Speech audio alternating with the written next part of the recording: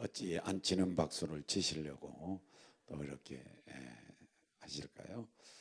어쨌든 간에 하나님께는 기쁨이 되어지고 우리에게는 은혜가 되어지는 예배를 오늘 또 우리가 드리면서 행복한 사람들이 되기를 주의 이름으로 축원합니다. 오늘 말씀의 제목은 베드로가 전한 복음, 이런 제목으로 말씀을 드리면서 함께 은혜를 나누겠는데요. 베드로가 어떤 복음을 전했느냐 하면 34절의 복음을 전했어요. 한번 볼까요? 다 같이 봉독합니다. 베드로가 34절이에요. 봉독합니다. 시작. 베드로가 입을 열어 말하되 내가 참으로 하나님은 사람을 외모로 보지 아니하시고, 이렇게 했습니다. 그래서 베드로가 전한 복음은 뭐냐면 평가입니다. 평가. 하나님께서 평가를 어떻게 하느냐 하는 거예요. 그런데 여러분, 하나님 앞에서 평가를 잘 받아야 돼요. 왜 평가를 잘 받아야 되냐면, 평가를 잘 받아서 칭찬을 받으면 이 칭찬 다음에는 반드시 축복이 따라와요. 축복이. 그런데 이 평가가 우리에게 온전히 책망이 따라오면 반드시 뒤에는 징계가 따라와요. 징계가. 그래서 평가는, 하나님의 평가는 칭찬 아니면 책망인데, 칭찬 아니면 책망인데, 우리가 평가를 받을 때에 칭찬을 받으면 축복이 따라오고, 평가를 받을 때에 책망이 따라오면 징계가 온다는 것, 이것을 우리가 기억한다면 우리가 평가를 잘 받아야 할 줄로 믿습니다. 자, 평가를 잘 받아야 된다라고 하는 사실 속에서 평가를 잘 받은 사람들에게 칭찬이 따라오고 축복이 따라오는 것을 예로 한번 우리가 본다고 한다면, 먼저는 노아라고 하는 사람이에요. 노아.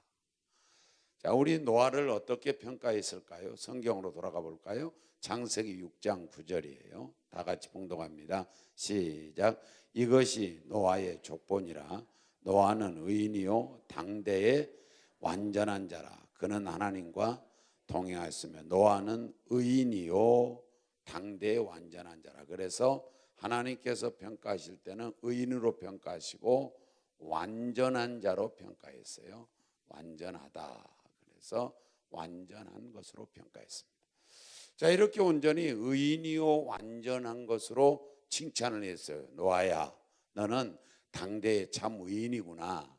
노아야, 너는 참 완전한 사람이구나 하고 평가해 주셨단 말이죠.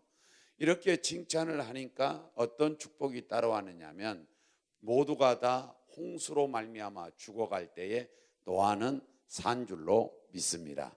그래서 살고, 자기만 사는 것이 아니라 자기 가족도 살려낸 줄로 믿습니다.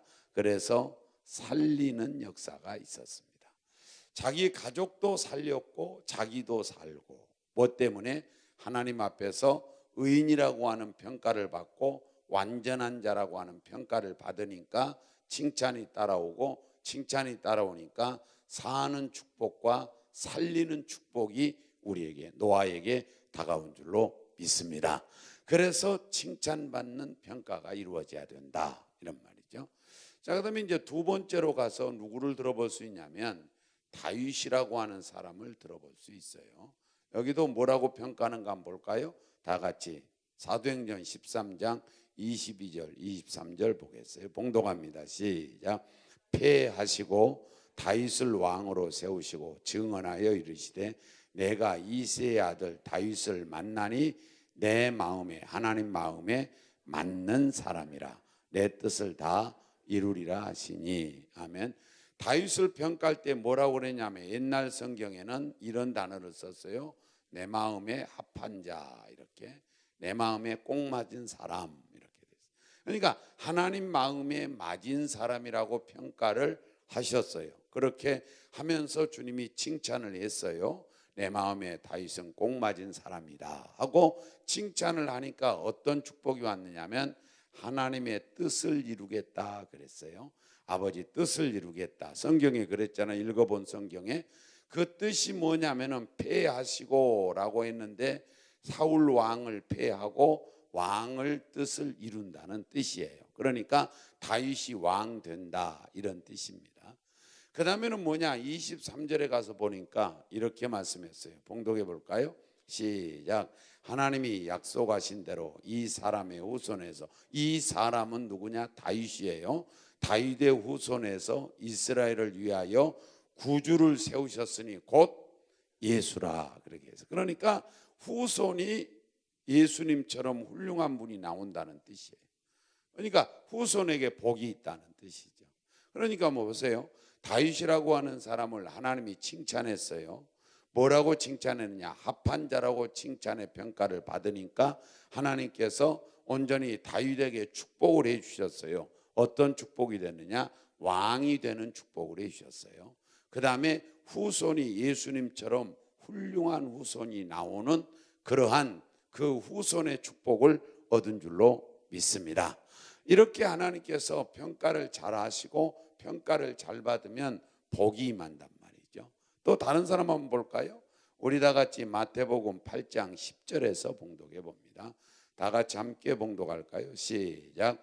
예수께서 들으시고 놀랍게 여겨 따르는 자들에게 이르시되 내가 진실로 너희에게 이르노니 이스라엘 중 아무에게서도 이만한 믿음을 만나보지 못했다. 이 사람이 누구냐면 5절부터 보면 백부장이에요.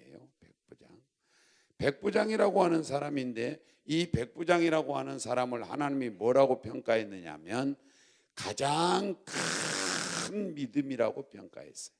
아주 가장 큰 믿음이라고. 이만한 믿음을 내가 이스라엘 중에서 만나보지 못했다. 그러면 이스라엘 중에서라고 하는 말은 택한 백성입니다. 믿는 자 중에서 그런 말이에요. 그러면 믿는 자 중에서 이만한 믿음을 만나보지 못할 만큼 큰 믿음을 가졌다는 뜻이에요. 그래서 큰 믿음이라고 하나님께서 칭찬의 평가를 하시니 어떤 축복이 왔느냐? 마태복음 8장 13절에 보면 믿은 대로 될지어다 그랬어요. 믿은 대로 된다. 그래서 믿은 대로 됐어요. 그럼 보세요.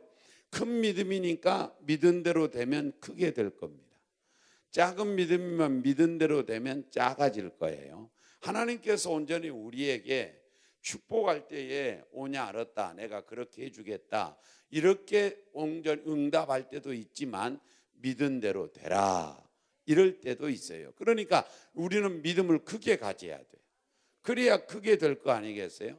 내가 뭔가를 해달라고 할 때에 하나님 앞에서 뭔가를 간구할 때 네 믿은 대로 되라 그러면 내가 믿음이 작으면 작게 될 것이고 크면 크게 될 것이니 큰 믿음의 소유자들이 되어야 할 줄로 믿습니다.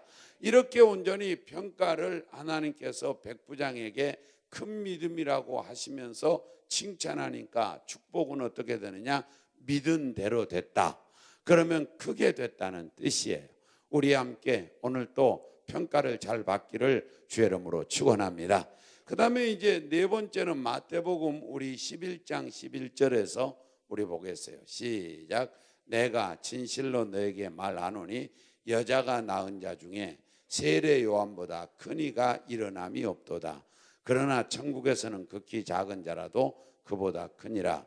여자가 낳은 자 중에 세례 요한보다 큰 사람이 있어요, 없어요? 없어요. 없다 그런 뜻이죠. 그래서 세례 요한을 주님께서 평가하실 때에 뭐라고 평가했느냐? 여자가 낳은 자 중에서는 제일로 큰 사람이다 이렇게 평가했어요. 제일로 큰 사람이다. 그러니까 여자가 낳은 자 중에서는 아담 때부터 지금까지 그때까지 온전히 여자가 낳은 자 중에서는 세례 요한보다 큰 사람이 없다는 뜻이에요. 그래서 세례 요한이 가장 큰 사람인 줄로 믿습니다. 그랬더니 어떤 축복이 있느냐면 역사에 세례 요한이 역사에 이름을 남겼어요.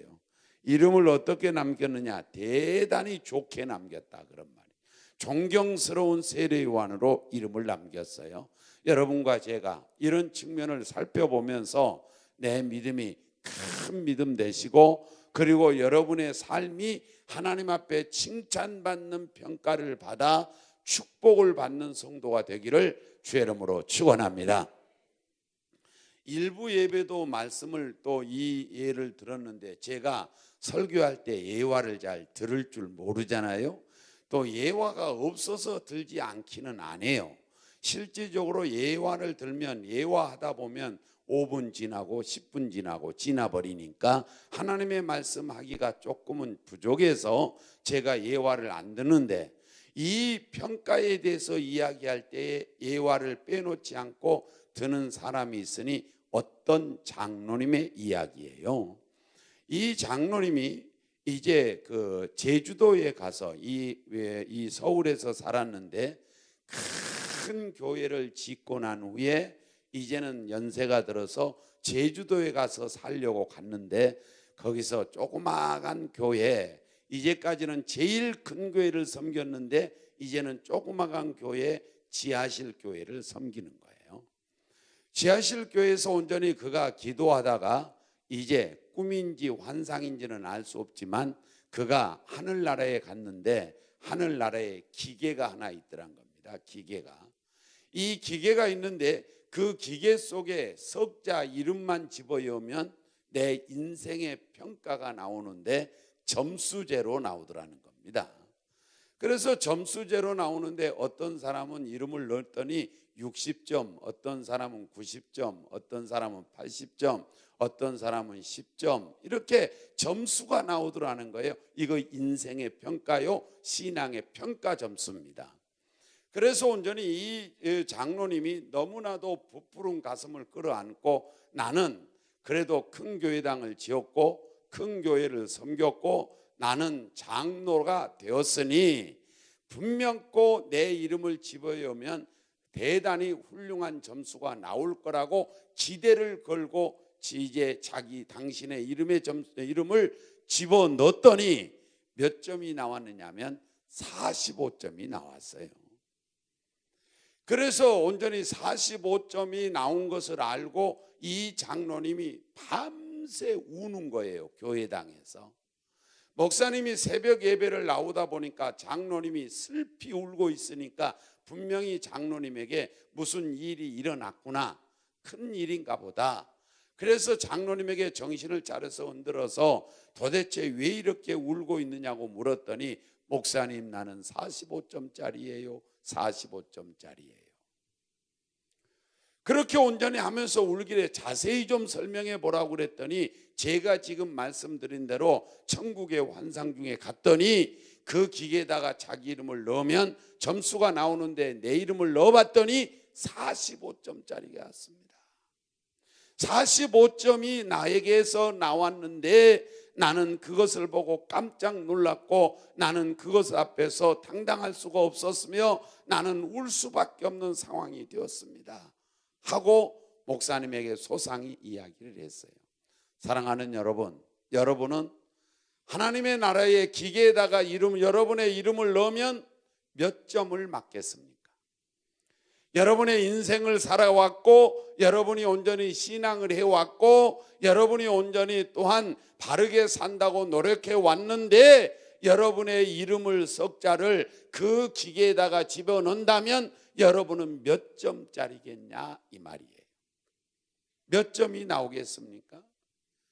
저는 거기에서 몇 점이 나오리라고 하는 것은 제가 생각해 볼 수 없고 그 이야기를 듣고 난 후에 저는 생각하기를, 하나님 앞에서 내가 낙제 점수는 받지 말자.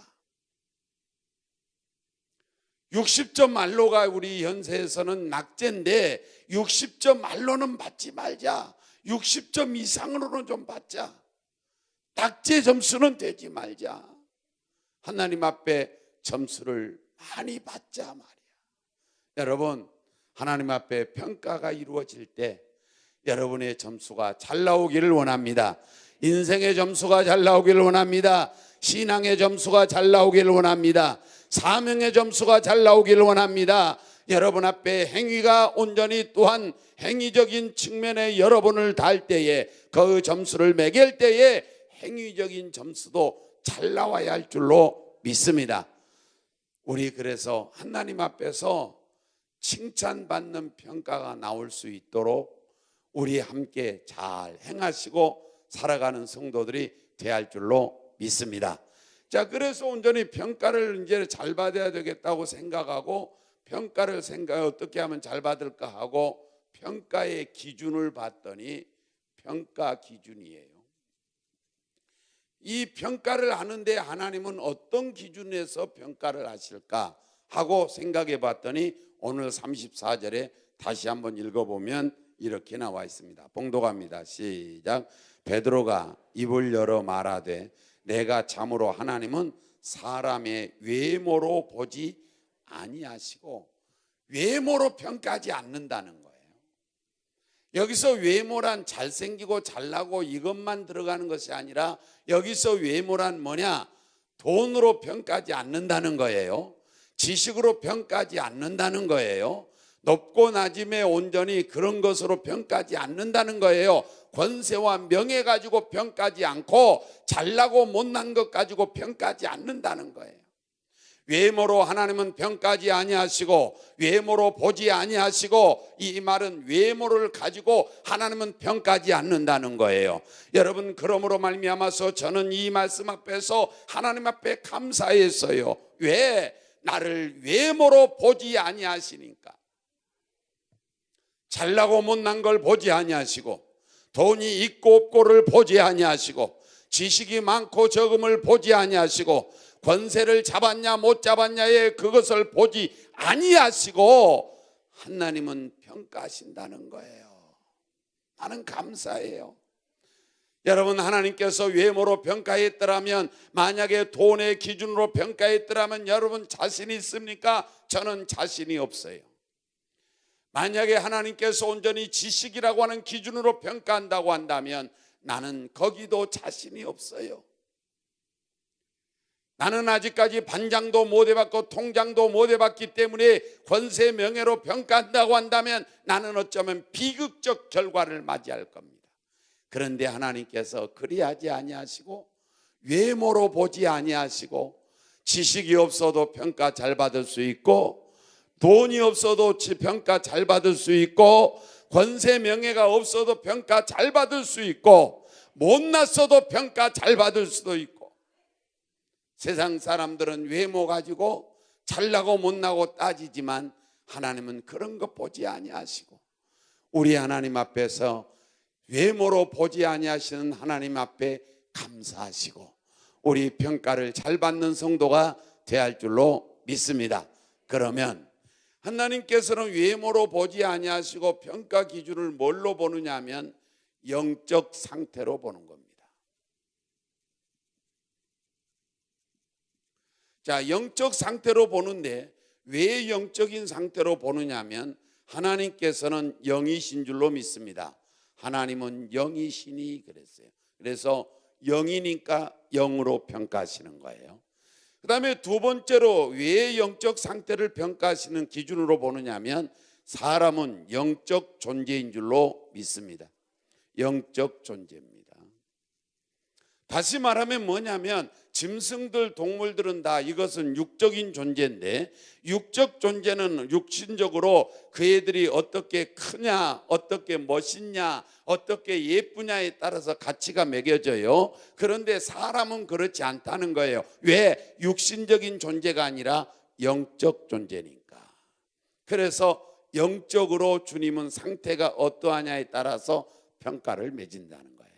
그러므로 말미암아서 여러분과 제가 영적으로 잘 돼야 할 줄로 믿습니다. 세 번째로 왜 하나님은 영적 상태를 기준으로 보느냐면 영원성입니다. 여러분, 이 육신은 언젠가는 끝이 있어요. 그런데 영혼은 끝이 없어요. 이 육신은 끝이 있습니다. 100세가 됐든 150세가 되었든 언젠가는 끝이 나요. 그러나 영혼은, 영적 상태는, 영적으로는 끝이 없어요. 영원한 줄로 믿습니다. 그래서 하나님은 영적 상태를 기준으로 보는 거예요. 그러면 여러분의 영적 상태가 아름다워지기를 주의 이름으로 축원합니다. 그러면 한번 성경을 찾아가면서 우리 한번 진단해 볼까요? 다 같이 함께 계시록 3장 15절 16절을 봉독해 봐요. 시작. 내가 내 행위를 아노니 내가 차지도 아니하고 뜨겁지도 아니하도다. 내가 차든지 뜨겁든지 하기를 원하노라. 16절. 내가 이같이 미지근하여 뜨겁지도 아니하고 차지도 아니하니 내 입에서 너를 토하여 버리리라 그랬어요. 저기 봤더니 그 영적 상태가 어떤 상태냐면 미지근한 상태입니다. 미지근하다 그 말이에요. 미지근하다. 그러면 덥지도 아니하고 차지도 아니하는 것을 미지근하다 그래요. 미지근하다. 요즘에 사람들은 고기를 익혀 먹는 것이 아니라 반절은 익고 반절은 안 익게 해서 먹든지 아니면 붉기만 싹 가가지고 그런데도 보니까 피가 조금 맺히고 그런데 그걸 또 먹으면서 야 육즙이 살았다. 그리고 그것을 먹으면서 야 정말로 고기가 부드럽다. 그러면서 잘로만 잡어요. 잘 잡어요. 그런데 저는 그런 걸 못 먹습니다. 왜? 또 시험 들라나? 하나님 닮아서. 미지근한 걸 하나님은 못 잡어요. 그래서 저는 계란도 반숙을 못 먹어요.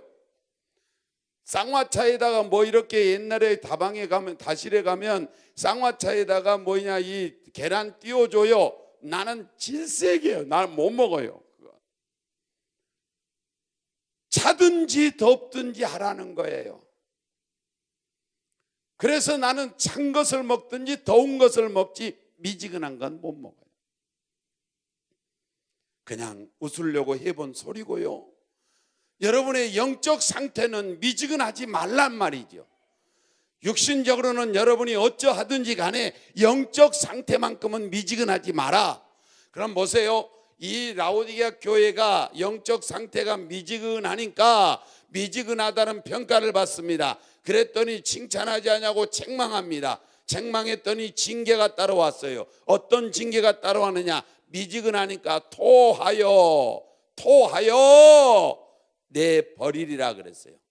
버리리라. 그러니까 버린다는 거지요.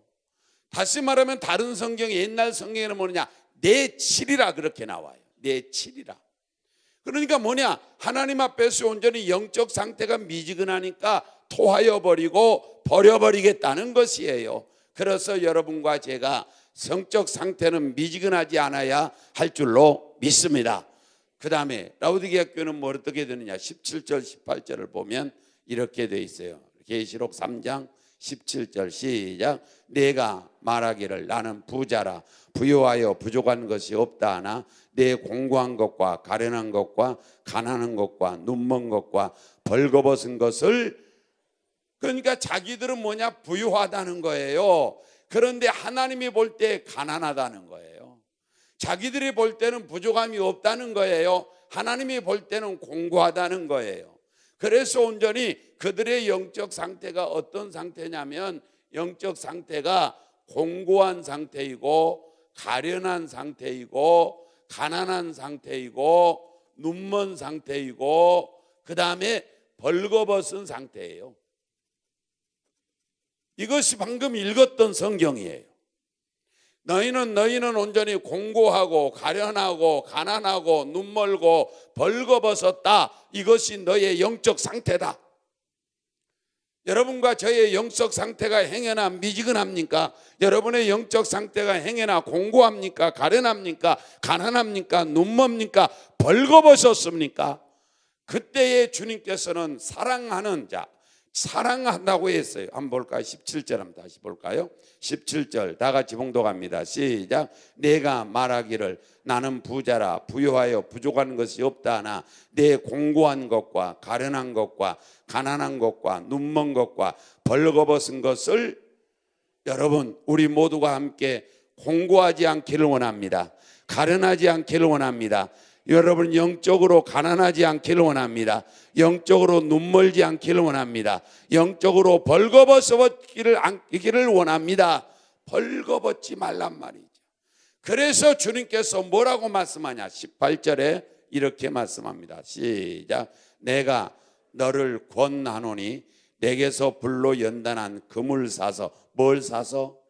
금을 사서 못하게 하고 부요하게 하고, 흰옷을 사서 입어 못을 면하고 벌거벗은 수치를 보이지 않게 하고, 안약을 사서 눈에 발라 보게 하라. 아멘. 자, 여기서 나온 것이 세 가지예요. 하나님께서 우리에게 말씀하기를 너는 금을 사서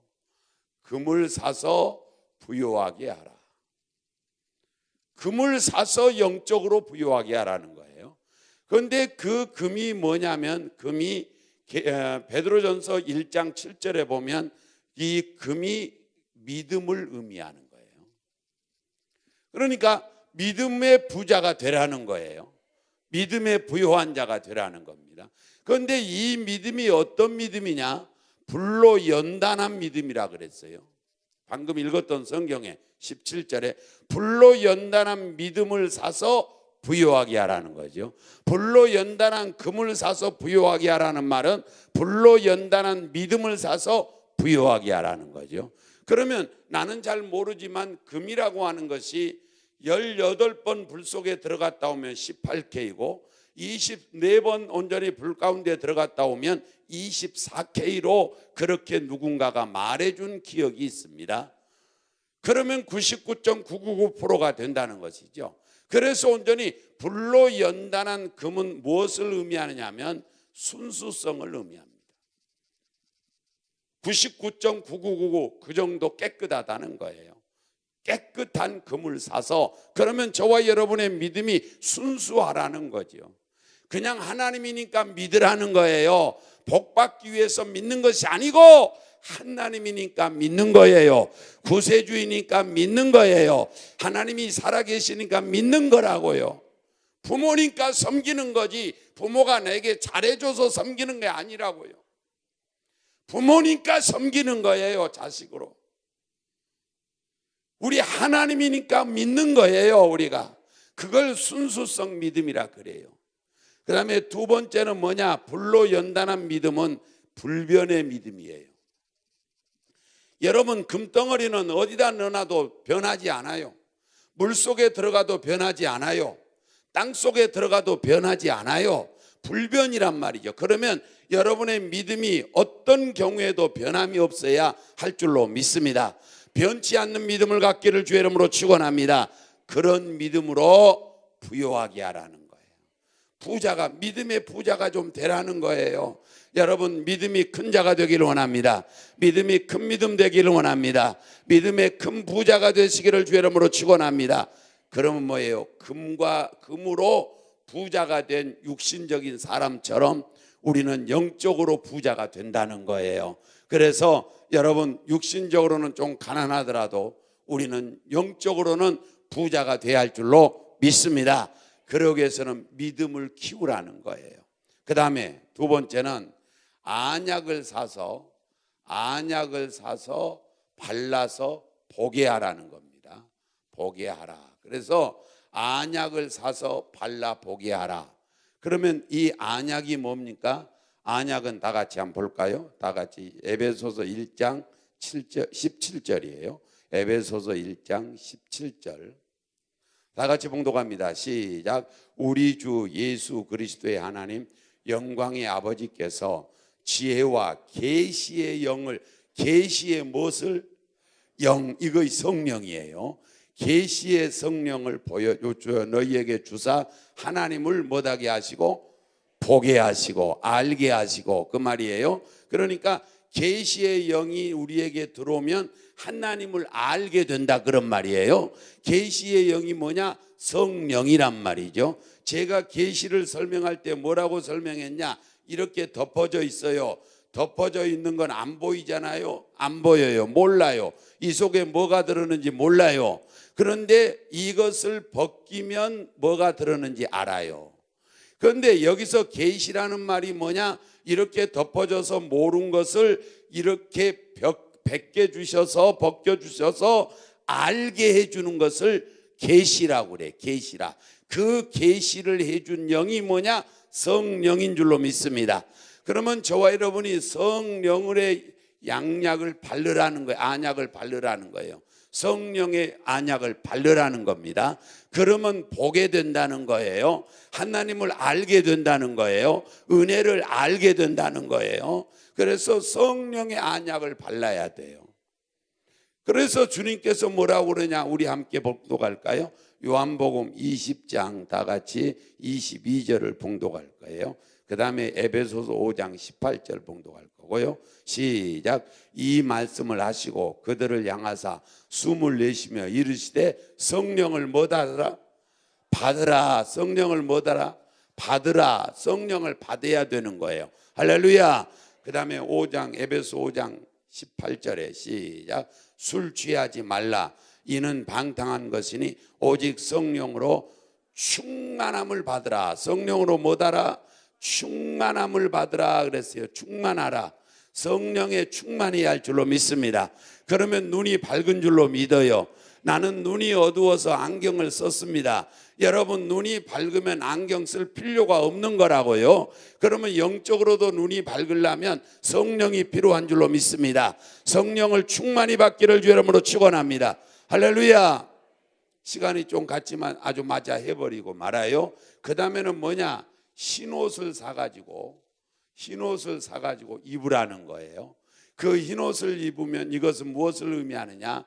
정결을 의미하는 거예요. 그래서 온전히 정결케 되는 것이 어떤 것일까? 다 같이 히브리서 9장 22절 성경만 좀 찾아볼까요? 히브리서 9장 22절 시작. 율법을 따라 그의 모든 물건이 피로써 뭘로써 정결하게 돼요? 피로써 정결하게 되나니 피 흘림이 없은즉 무함이 없느니라. 정결하게 되려면 뭐가 필요해요? 피가 필요해요. 왜 피가 필요할까요?